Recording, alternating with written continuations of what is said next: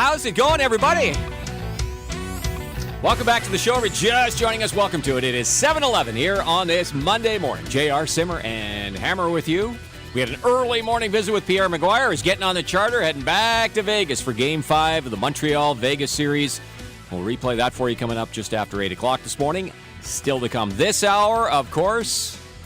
Just before 8 o'clock, we'll start out a new week and see if we can give away $1,000 in our TSN 1200 $1,000 minute. We had another winner, finally, last week. Martin Delorme won the 1,000. Friday, we didn't really come that close. Everybody accused me of making the questions way too hard. Simmer said the accountant and HR had got a hold of me and said we can't be giving away 1,000 on back-to-backs. I say I get no pressure from anybody. Water off a duck's back slides off me. I'd love to give away 1,000 every single time. That being said, we'll see if we can do it coming up just before 8 o'clock, and we'll have another code word, first of 6 today in our TSN 1200 Jersey Monday contest. So our first code word of the day comes up between now and 8 o'clock. All right, 7:13. We need to get updated before we get to the Montreal-Vegas game from last night, which went to overtime. We need to get an update. Let's take it all the way back to Friday and the big match. Now, with all due respect to Ian Mendez and Brent Wallace, this really was kind of a TSN 1200 showdown.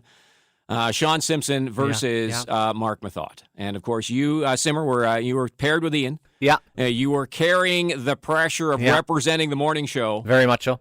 Into this grudge match out at Emerald Links on Friday. First of all, did you beat the rain? Yeah, we did actually. Ended up getting out there early enough, and they got us out just before 11 o'clock. So we wrapped up, I think, just before 3, JR. It was starting to come a little bit. By the time I got home, she was a-pouring.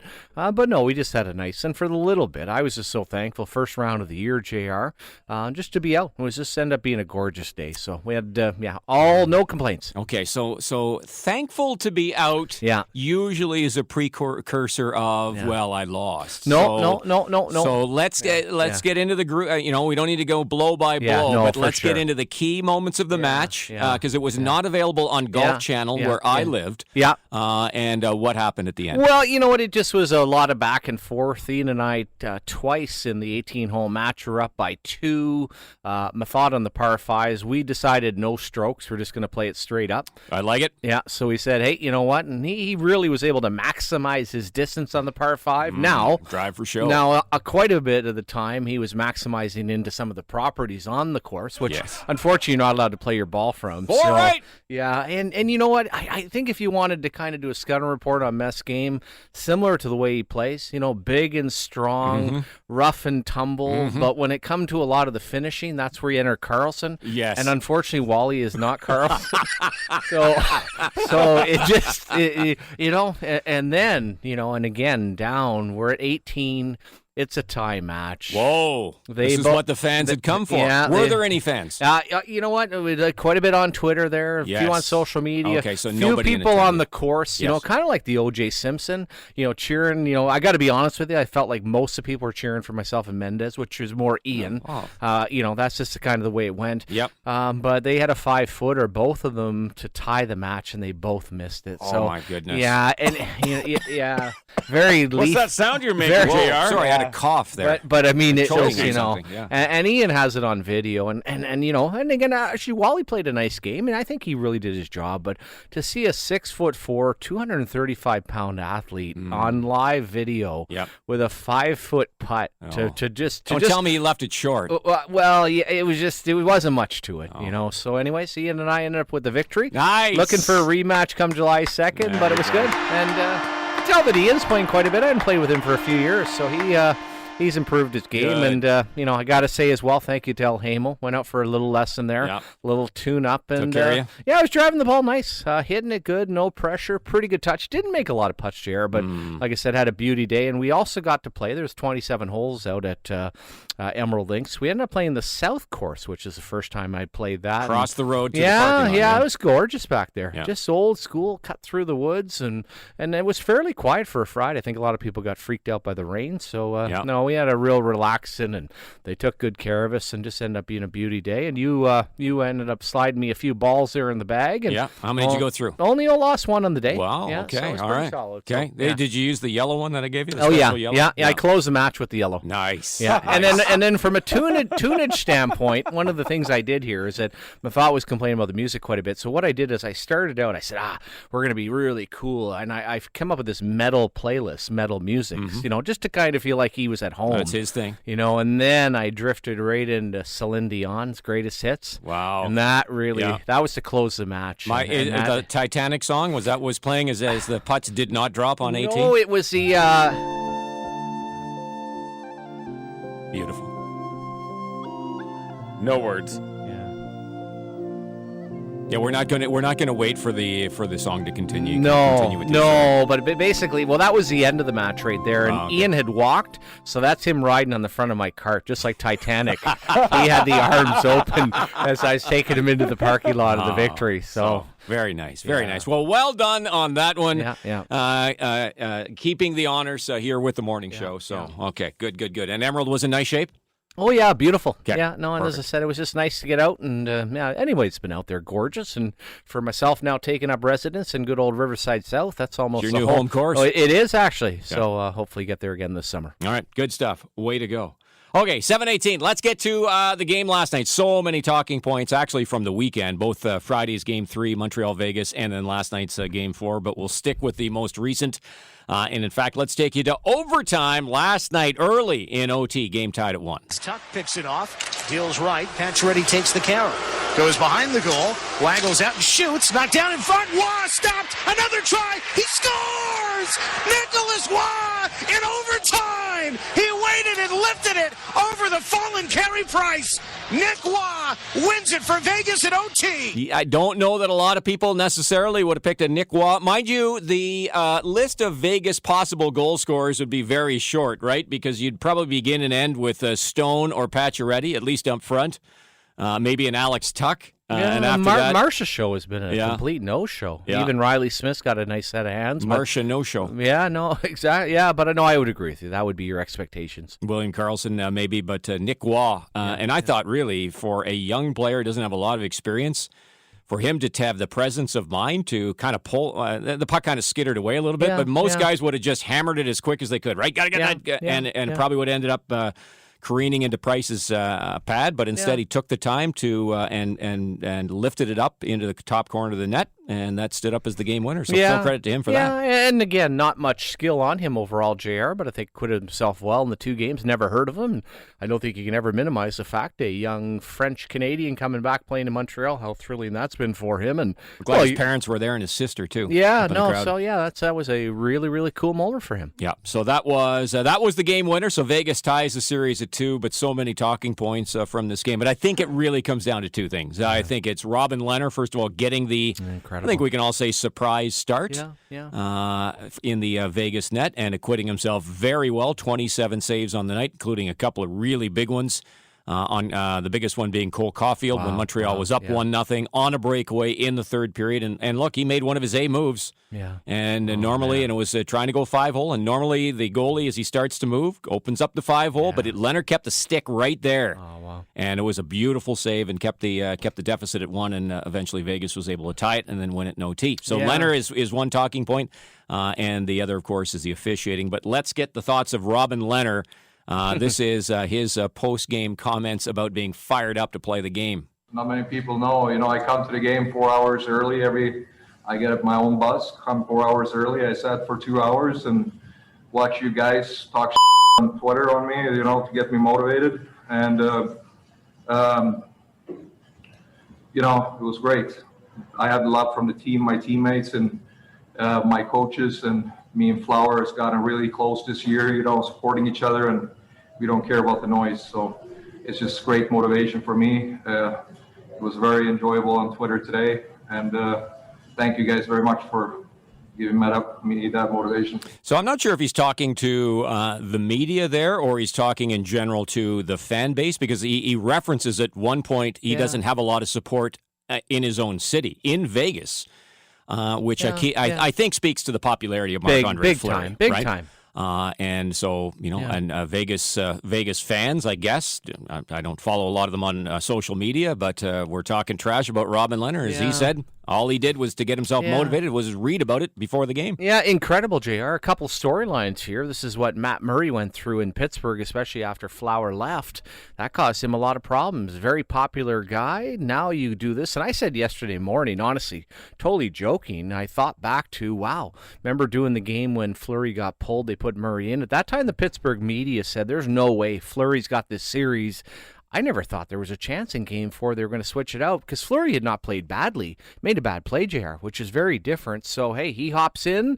Credit to Robin Lehner. And to see that mental toughness, JR, I remember there was a game here in Ottawa, and I think Alex Auld, I know Alex Auld was the backup goaltender. He was expected to play on a Saturday night against the Toronto Maple Leafs. They brought Robin Lehner up on a Saturday night from bingo, threw him right in, stood on his head. I remember thinking at the time, and he had won a Calder Cup previous to that, the mental toughness this guy has is incredible. To hop in that circumstance last night based on all those dynamics and at the same time to read the Twitter as motivation, I folded like a cheap 10 back in the day with no outside noise. It just to me shows that this guy's special, and you went head-to-head with Carey Price last night. Absolutely incredible. And let's be honest as well, didn't exactly think that his team's play was overly inspired early on by him, right? Like it wasn't like they came out and were like, we got to win this for Lehner. I thought they looked totally defeated, so full marks to Robin. That was awesome last night. Made the big save in the first period on Eric Stahl. That was a beautiful save. Gosh, and then that one, I didn't realize how close that was to crossing the line until you saw the replay. I had no idea.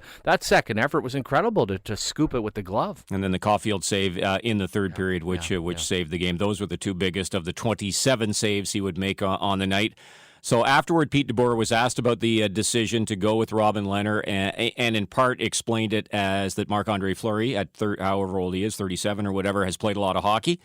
And kind of, to me, that says that I think at this point it's whoever wins the game is going to stay in the Vegas net. So I think Lehner will start in Game 5. If they end up losing Game 5 or Game 6, then maybe we'll see Fleury again. But I think Robin Lehner should feel confident that if he performs well and wins, the net is going to be his for the remainder of however long Vegas is playing for. Yeah, I would assume. Do you see a scenario that Robin Lehner wins Game 5, loses Game 6, and they play Fleury for Game 7? That, to me, that's incredible if you're willing to go that route. It would depend on how he played, I think, in Game 6. I agree. Yeah. But I know what you're saying, and I wouldn't rule it out. I mean, that took Jim Schoenfeld, 1988, with Sean Burke, had Bob Silva. Actually had a 3-goalie rotation, JR.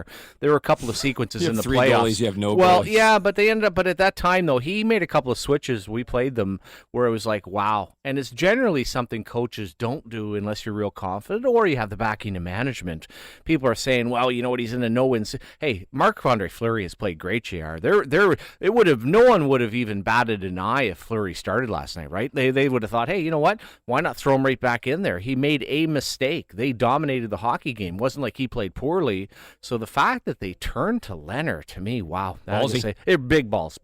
That is for the coach. I mean, and, early on, I didn't think it was looking all that good. I really felt like that was Montreal's game last night. And as I said, I really felt like Vegas had to win that game last night. Otherwise, I think the series was over. They have so much trouble scoring goals, and Carey Price is playing elite right now. I just couldn't see a scenario where Vegas was going to win 3 games in a row. It was imperative that they won that game last night, and for DeBoer to do what he did, which is, to go away from the tried and true. And the other thing about Lehner is he's played 1 game since the end of the regular season, and in that game he got bombed. Now, it was not his fault. No. I mean, the team just didn't show up. He didn't play well, but the team didn't show up either.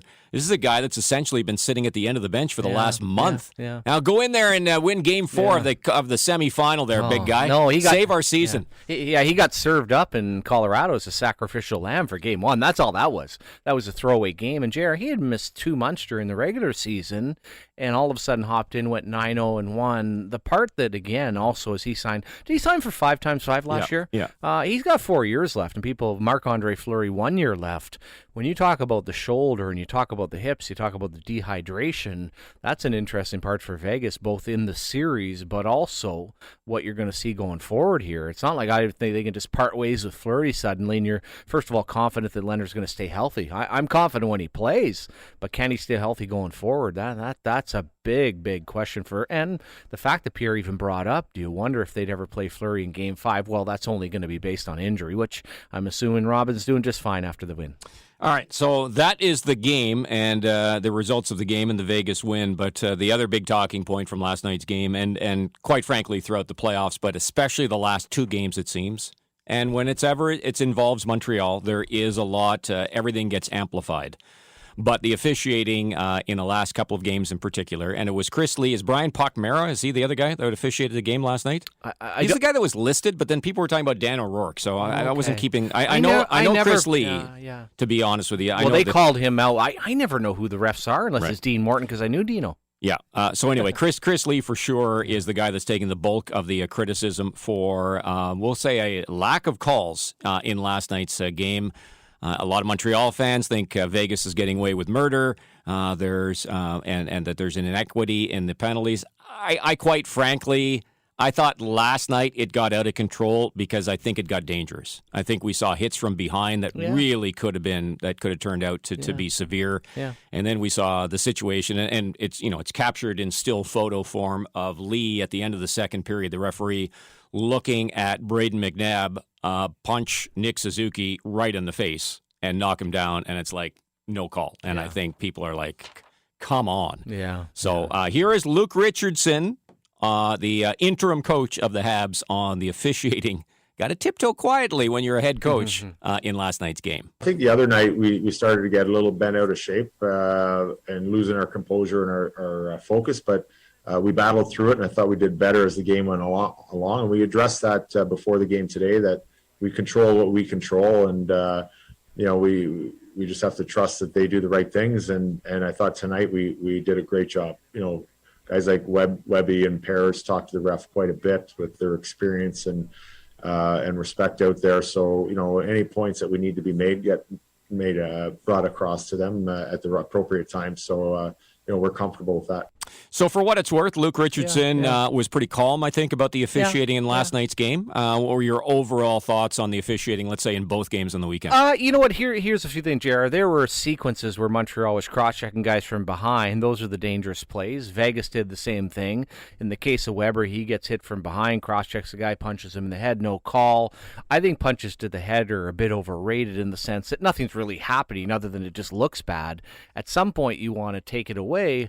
The part that I would say a couple of things here is that down low, if I'm Montreal, I want the series called this way because I got the big four back there that are very rough and tumble. But my only real critique on it, JR, is that there's a lot of interference that Vegas runs as a bigger team that I think you could call to, first of all, make the product better. So that would be my critique on it. Some of the sequences, him just standing there, it just looks foolish that he's not just taking both guys off versus letting it all go.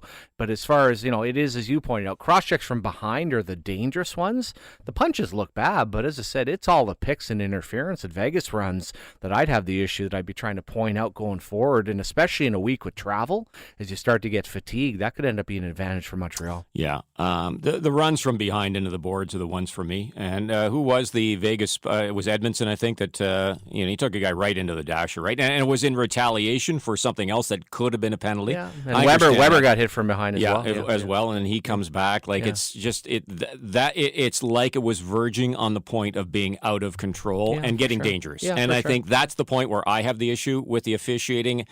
I know my timeline is just filled to the point of it becomes tiresome, because listen, for everybody that's complaining about the lack of calls, if they called everything, right, we would get an equal amount of oh man, they're calling too many penalties.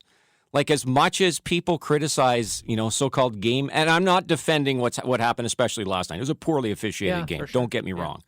All right, but for the pendulum to swing the other way, we'd be here people complaining about that as well. Yeah. Like, I think there is something to game management, but I think last night's game in particular, for me, got out of control to the point where there was serious concern about somebody getting injured. Yeah, and it's not like Tampa Bay versus the Islanders, JR, where all of a sudden, for the most part of Tampa Bay's power play, given 3, 4, 5 looks, that's the game. Vegas doesn't have that group, but in trying to control it, and as I said, this will be, and hey, it's fatigue already. You're into round 3, you're into game 5, but now all of a sudden on the bird for 2,500 miles, now it's going to turn into probably even lesser hockey. So how are you going to call it? And like I said, if I'm a Montreal Canadiens fan, I'd be a little bit careful because we're playing the Big Four as much as you are, and it's such a key to it. But as I said, I'd also, if I'm Montreal, I'd be going to the supervisor and saying, hey, let's start watching some of the picks here and some of the plays they're running, because that is a big part of what Vegas tries to do in the offensive zone. Beyond that, though, do you think there's going to be a mandate that comes down from, I don't know, as high as Gary Bettman to, we know the series supervisor involved, director of officiating, George Peros, whoever it might be, to listen, you got to call this a little bit tighter than you are right now. Or do you think they've set the standard and that's going to be the standard now? It would appear to, and I don't want to use the word enjoyment, but I watched the Islander-Tampa series, Jared. I don't feel any different. And this was a theme I thought we heard a lot more in the playoffs, going back to Kadri's suspension. And we had other stuff happen, but I didn't think it was a big story because it wasn't overly physical. Toronto-Montreal, it wasn't over physical Montreal-Winnipeg. So now it's entered the story. I think they hit him from behind, but I get the sense that they kind of love the emotion and the passion and some of the rolling around. So, yeah, I don't see it being a big difference. So you mentioned that you think that Vegas, based on its size and the lack of calls, is getting an advantage more on the pick plays in particular. You don't think that Montreal has made itself into a fairly large team now, especially on the back end. They are also benefiting from a lack of calls right now. What's going on in front of the net? Well, they could, but as I say, Montreal's forward group isn't the biggest group, and I think overall team speed right now favors Montreal. So the more they allow as far as the interference, I do think it becomes an advantage for Vegas. Because this is the first time I've really sat down and watched Vegas from start to finish because of the times and being out west, and I still go through and I'm like, how have you made it this far with this low of a skill in your lineup? And yeah, most of theirs is kind of old school, and I really thought their defense started to become fatigued on Friday night as well. Unsigned on text at 1200. Jeff Molson, don't be a cheap SOB. Pull out the visa and take a real run at the refs. You'll get the next big call. That comes from Unsigned. From Cape Breton Mike, Habs fans are starting to make Leaf fans look good. That's hard to do. Stop whining about the officials. And from Unsigned again, after the Sens were on the wrong side of bad officiating against the Habs and Perry's Ducks, I'm actually enjoying seeing Montreal typical turned against the Habs. It's typical! Montreal typical! There you go. There's some of the reaction. Keep it coming at 1200. Yeah, and that is part of it, Jay. I don't, again, I'm sitting watching. I'm a bit of a Habs fan right now. I'm enjoying the run. Watch it all Friday, all Sunday. But I'm not really looking at it and saying, oh, my God, they're taking, the series away from one team. I just think there's a sequence both times where, and you don't see this very often on a national broadcast where Craig Simpson and people are calling out the official. Never. But what was right in front of him Come twice. on! Exactly. Made him look a little bit stupid, where, hey, and on Shea Weber's case, he get hit from behind. Okay, they're going to give you the cross-check or the punch in the head. When you turn around then cross-check him, chances are you should be going to the box at that point. By the way, can I just say as an aside that Shea Weber is an elite cross-checker. Yeah, if there is a cross-checking Hall of Fame, or if they had a cross-checking Hall of Fame and put on like statues outside. Like his statue's got to be out there. It's the best cross-checker of all time. No, he'd be right there. I mean, you want to go old school, you get into Ken Danicos and kind of old school hockey back in the day, JR. But as far as modern day and the ability they have now to get into the lower back, and he also has a very powerful top hand. Yeah. So no, he really is, and his ability to lay it out there, as you said, he's right up there for sure. Yeah. Anyway, your thoughts on the officiating are welcome. You can text us at 1200. You can tweet at us at TSN 1200. Phone line's always open for you at 750-1200. Again, I'll say this because I think a lot of people brought it. Oh, what about all the people watching on television for the first time? And is this representative of hockey? You know what? This is the playoffs, man. This is the way and I'll ask this question as well. And I don't know if we put up a web poll question or not. Does anybody think the officiating is worse in this year's playoffs than any other playoffs that we've seen? I threw that out there. Again, I don't have a dog in the fight. Yeah. To me, it's the same complaints that we've heard. It's just that because there's a Canadian team, and we've got a Canadian team in a semi-final in the third round. Well, Ottawa was the last one, but it's been a long time, and so everything is amplified now. But it's if it's Montreal or Toronto, it's amplified times 10. It just has that feel to it because it's Montreal that everything becomes bigger at this point.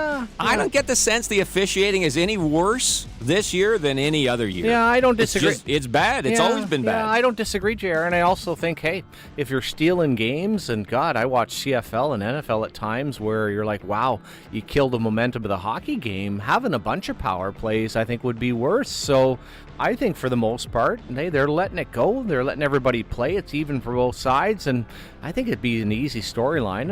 And I see a lot of American media just seems to grab a hold of it, and that's all they want to do is trash that versus focusing on anything positive that's happened. And like I said, I for the most part have enjoyed the games, but also recognize it's some very tired hockey right now. Has the feel of a 7-game series. We know it's going at least 6 now. Game 5 will go tomorrow night back in Vegas. Game 6 will be back in Montreal on Thursday, and if there is a Game 7, how about a little Saturday night Game 7 action?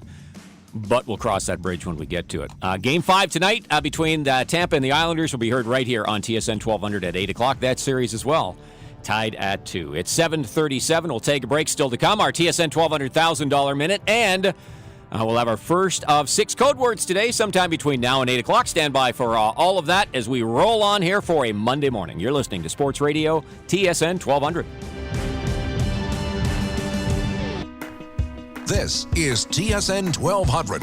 Hey everybody, welcome back. 7:45 on this now wet Monday morning. Going to be an unsettled day ahead today. Should return to nice sunny weather, it looks like, by midweek. JR, Simmer, and Hammer with you. As you just heard, we'll have our match of the day coming up at 3 today. Russia-Denmark. It's a big one at Euro. I see that Christian Eriksen, the Danish player who, of course, collapsed on the field in Denmark's first game, underwent a procedure and is out of hospital already, which is fantastic news. I went and visited the Danish team, or late last week, I guess it is. So they will be motivated to be sure, because they are in need of a victory to move on today. Yeah, and fitted with basically something that'll jumpstart his heart, right, JR? Should he suffer that again? I didn't read. The assumption is he won't be able to play soccer again? I don't know. Don't know 100% on Wondered that part from of it. that risk, and I kind of go back to Len Bias and what he had gone through leading up to, unfortunately, his passing, where I think Reggie Lewis did the same thing, did he not, JR? Like, there was a lot of risk associated at the time, and they decided to play, and as I said, but for him right now, I'm sure the last thing on his mind, just thrilled to be alive. All right, they are down to the final games in the group stage, so this is where we see 2 games played simultaneously, so that we won't see any shenanigans.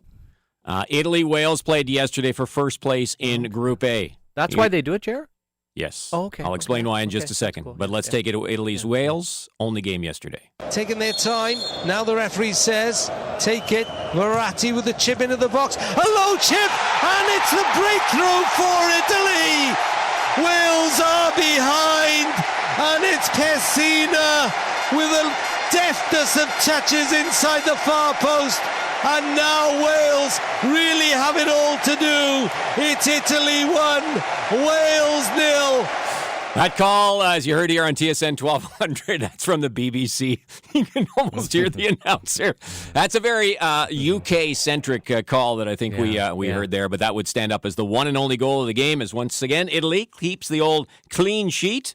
I think it's, I don't know how many, I think it's 11 or 12 matches in a row, and they haven't lost a game since 2018.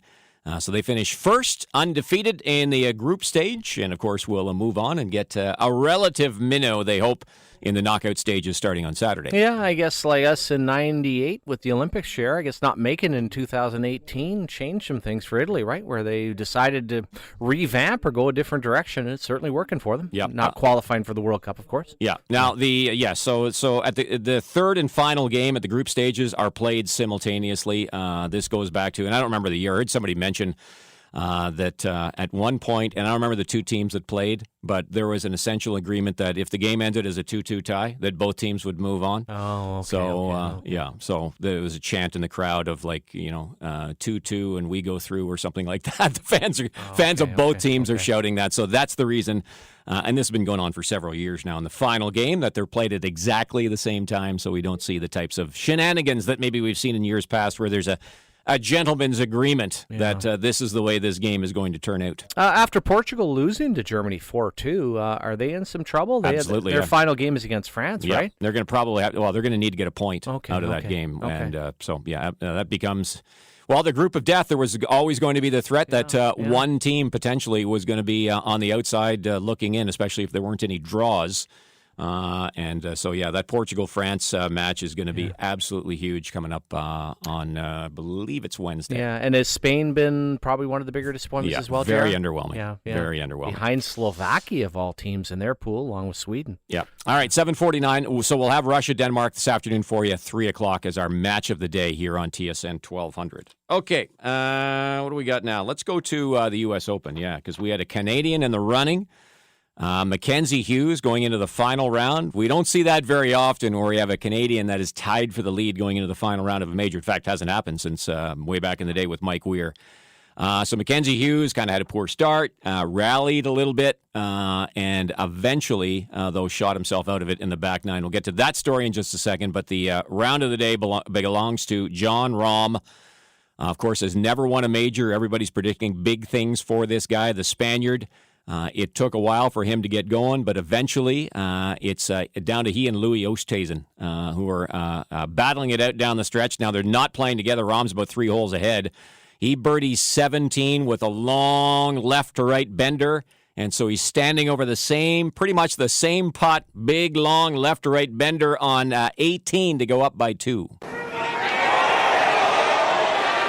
Another one is landed at the 72nd hole, this time for Rahm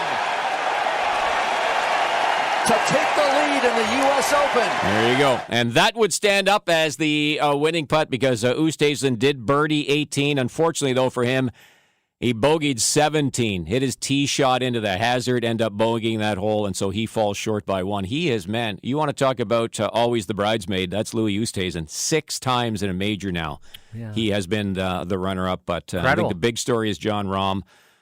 Phil Mickelson said back when Jon Rahm was playing at Arizona State as a college player, he says he's already one of the top 10 players in the world. This guy is destined to become a star. It's taken a while. He's always a contender. He always had a very fiery personality to the point where a lot of people thought that, this guy doesn't have the temperament perhaps to be a big-time winner. He's kind of cooled that a little bit. He's now become a dad. It was Father's Day yesterday. He's got his newborn there with his wife, and he's still a fiery guy, but he seems to have things a little bit more under control now. Yeah, and a couple of weeks ago, taken out for COVID, was up by, 6 strokes, Jer? So said, hey, going to use that as karma, come back. Also think, was he the person that was going head-to-head with Tiger at the Masters a couple of years ago? Was that not Jon Rahm when Tiger ended up winning? I don't remember. Okay, because I remember the story. They showed a picture of him caddying for his brother who had played at one point. So it was a great story. Also, after the fact, you mentioned Phil Mickelson. Are they super buds? Because Phil was also hanging around with his wife after the match. They were sitting there as he was going to the range, wondering if there'd be a playoff and kind of offering some support. And they have their newborn. So I thought that was great for Father's Day. Had the young baby there, and he ends up winning the tournament and showed some mental toughness. But man, oh man, made a couple of great shots right there. So it was a hell of a story for Father's Day. Yeah, Phil Mickelson said afterward, he goes, I'm 51 now. I don't have to deal with that guy anymore. It'll be up to the other the generation that's younger than me that's going to have to deal with Jon Rahm for the next 15 to 20 years. Yeah, being a perennial contender. Man, in the Tiger Woods effect, man, oh man, JR, there's just so many great young golfers right now, eh? Yeah, absolutely.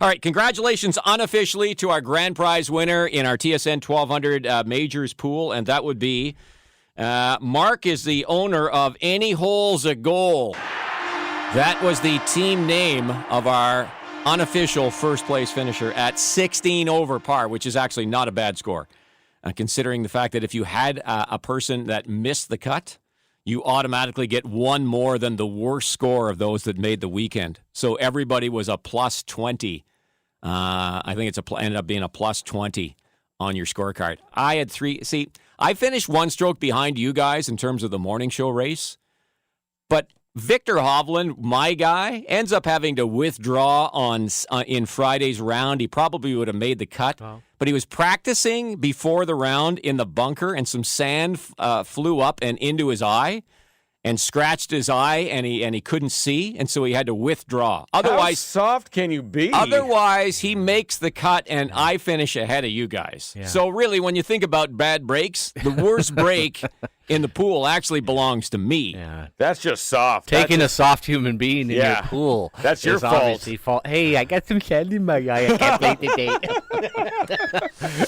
Imagine being in a major tournament. Man, if your eye's not gouged by a club, I'm out there playing with a patch. Come on, buddy. Get out there. All right. Mark Kelly unofficially has won the grand prize courtesy of Royal LePage Team Realty, his very own Google Home Nest. All right. And last but not least, let's wrap up kind of our trip around the world of sports from the weekend by revisiting Game 7 last night between the Sixers and the Hawks.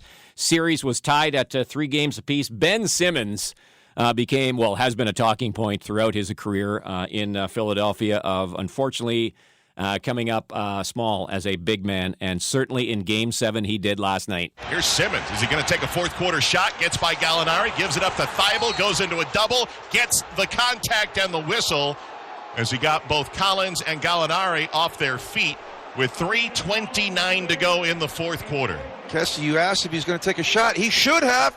He's right under the rim. Yeah, he refused to dunk the ball when they had the opportunity. Ben, I don't know what is going on with Ben Simmons, but he is so far inside his own head right now, and he is a large reason why the Sixers lose Game 7 at home to the Hawks, 103-96. So they talked about the fact of will he take a shot in the fourth quarter. Do you know how many? So they played 7 games. How many total shots in the 7 games do you think that Ben Simmons took? And he's playing as a point guard, right, Jared? Correct.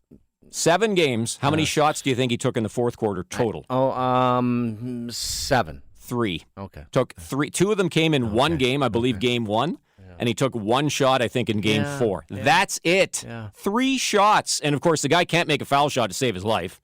He had one of the worst shooting performances in terms of free throws from the line in NBA history this year as well. And now the talk quickly in Philadelphia, where they're very patient with their sports teams.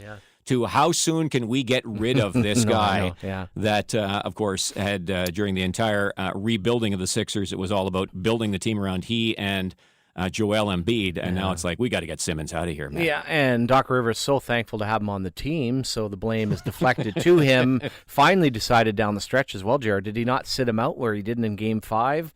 Well, it's also amazing for Philadelphia, JR. You recovered from Game 5 collapse. You went into Atlanta and won.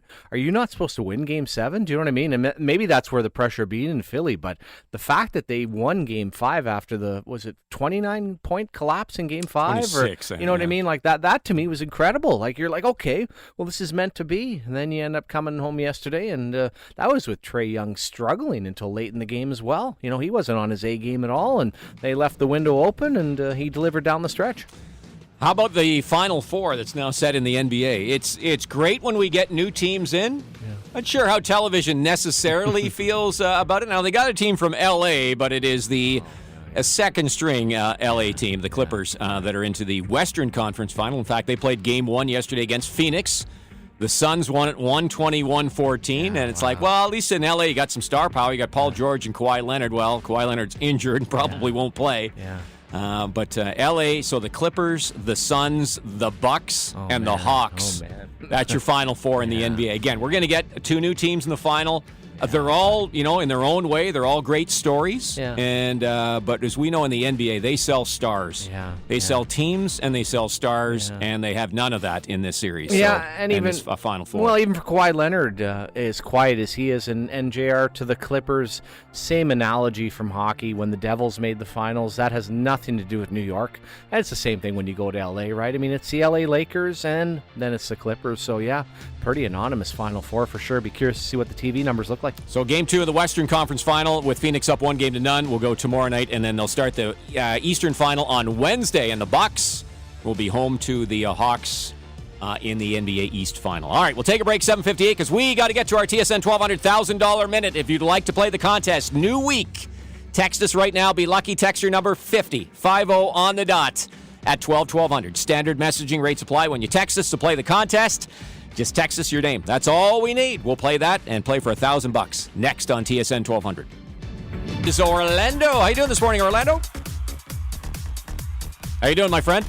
Good, thank you. Excellent, good. All right, you ready to play the contest? Sure am. Always tough on a Monday. You know, your brain's kind of still got a weekend fog going on. So, but one of our two winners did it on a Monday. So, not a high bar to cross, perhaps, for you, Orlando. I'll give it a shot. All right, let's do this thing. Here are the very simple details to the contest. I've got 10 questions. You've got 60 seconds. You go 10 for 10. We're going to give you $1,000 in cash. We'll give you $10 per correct answer. Here are the rules. Need all your answers by the time the 60-second buzzer goes. I need to accept your first full, complete answer. And if you want to, you can pass. If we have time, we'll circle back to that question. Okay? Sounds good. All right, you all set? Good. We wish you good luck, my friend. Orlando, we're going to start in 3, 2, 1, go. What team did Robin Lehner go from Ottawa to? Islanders. How many games has Montreal lost in this year's playoffs? Total. 3. 5. What nationality is U.S. Open winner John Rahm? Spain. Of the NBA's Final Four, which is the only team to have won a title? Pass. Which still active player did the Bruins take with the number 1 pick in the 1997 draft? Pass. How many goals has Italy given up at this year's Euro? None. True or false, Mark Stone hasn't scored a goal in the series versus Montreal? True. Name an NHL team that Mark Mathot played for besides the Sens. Columbus. Luke Richardson played for the Sens and 2 other Canadian teams. Name one of those 2. Toronto. Name the last Canadian team to win the Cup. Montreal. Of the NBA's Final Four, which is the only team to win a title? Darn it. All right, let's review, Orlando. Okay. All right. Robin Lehner went from Ottawa to Buffalo, Okay. and then he ended up with the Islanders. Montreal, you took some time to do the math, but well done. 5 is the correct answer. How many games they've lost? John Rahm is Spanish. You got that one right. NBA's Final Four, the Bucks, Milwaukee, way back in the 70s, won a title. Which still active player did the Bruins take with the number 1 pick in 90? That'd be Joe Thornton. Well, he's not active. Well, depends on whether how you thought he was in the series or not. Yeah, All right. He did move, yes. How many goals has Italy given up? 0 is correct. Mark Stone has not scored a goal. Correct. Mark Mathot played for Columbus, also Dallas. By the way, Mark's birthday today, 36 years old. Happy birthday to him. Luke Richardson played for the Sens, 2 other teams, Toronto and Edmonton. You got that one right. Last Canadian team to win the Cup was Montreal in 93. Good recovery. What'd you end up with? We got a nice tidy $70 for you, sir. Awesome. $70 to start your week and your Monday. Congratulations, Orlando. Thanks for playing the game. Thanks a lot. All right, have a wonderful day. Thank you. Bye-bye. All right, bye now. Thanks for listening. Okay, Simmer, how'd you do? Solid and decisive. I was going to go Sixers, JR. So they won with Lou Alcindor in Milwaukee. Is that back to then? Yes. Okay. Yes. So Dr. J never won a championship. Sixers aren't alive anymore, Simmer. They're done. Oh, Jesus. They're not in the Final Four. Man. Well, that'll do it. Yes, yeah, it would, yeah. Yeah, well, Stand by. The latest news is on the way. We'll run down the scoreboard for you and talk to Pierre Maguire coming up next on TSN 1200.